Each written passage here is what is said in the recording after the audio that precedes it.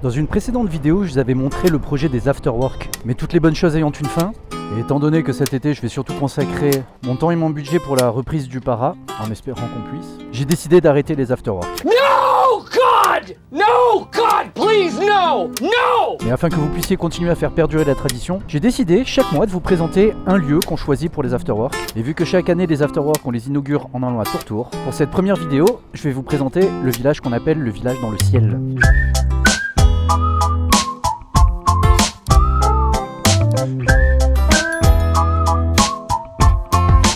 Pour aller à Tourtour au départ de Draguignan, vu qu'on fait toujours plusieurs convois, généralement début de saison on fait toujours 2 convois. Un convoi pour les débutants où on monte à Tourtour en passant par Flyosque pour pouvoir faire la petite montée que je vais vous présenter tout à l'heure. On a généralement un deuxième convoi pour les motards un petit peu plus sportifs où généralement on se fait la côte d'Ampus. Mais ça là je pense que je vous la présenterai dans le cadre d'un autre afterwork. Donc au départ de Draguignan c'est très simple, vous montez direction le col de l'Ange, après vous allez direction Flyosque, vous traversez Flyosque, direction Salerne.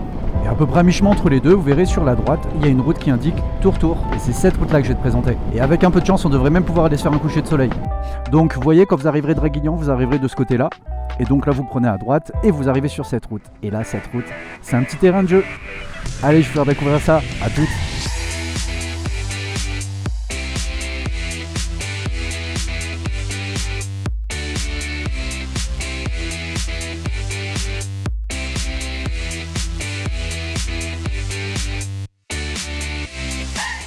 Alors vous voyez cette route, elle est à même pas 10 bornes de chez moi et du coup généralement l'été, à la belle saison, vu qu'en plus là ça fait 2 ans que je suis en full télétravail, après le boulot quand j'ai fini ma dernière visio de la journée, je prends la bécane, je me fais cette petite route et je vais me poser un peu sur les hauteurs pour admirer le coucher de soleil. Et d'ailleurs si pour ceux qui viennent dans le coin, alors je sais plus quand c'est, il faut regarder sur le net, mais en gros il y a une période où on a des pluies d'étoiles filantes pendant une nuit ou deux, là je sais plus. On a beaucoup d'étoiles filantes dans le coin. Et ben un des plus beaux endroits pour venir les regarder, là où on les voit le mieux, c'est justement ici, c'est à Tourtour. Parce qu'on est sur un ciel très dégagé, très en hauteur, avec pas beaucoup de pollution lumineuse. Et on voit super bien les étoiles filantes. Et puis pour regarder un coucher de soleil dans le coin, franchement, il n'y a pas mieux. Et en plus, la route est fun. Ouais, sauf qu'en fin de journée, vous avez vu, on se tape le soleil dans la gueule, je vois plus du tout la route. Ah oui, elle est là, ça va, je suis toujours dessus. Alors à la limite, à la montée, ça va, dans le sens où c'est nous qui avons la lumière dans la gueule. Au retour pour le coup, c'est un peu plus dangereux parce qu'on arrive en descendant et avec les personnes en face qui ne nous voient pas. Donc faire super gaffe en descendant quand on est en soleil couchant.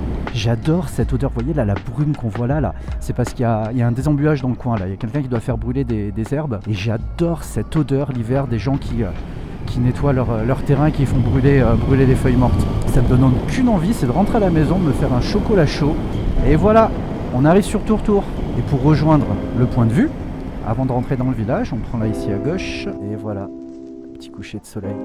On va monter voir la petite table d'orientation. Regardez ça si c'est pas beau.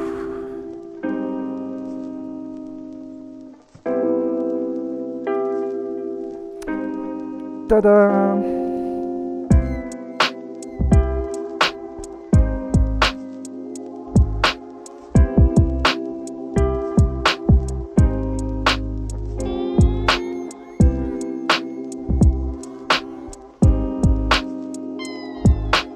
Alors si vous êtes amené à venir sur Tourtour, faites super gaffe parce que vous avez vu que la route elle est pas hyper large. Il n'y a pas les 2 voies qui sont correctement dessinées.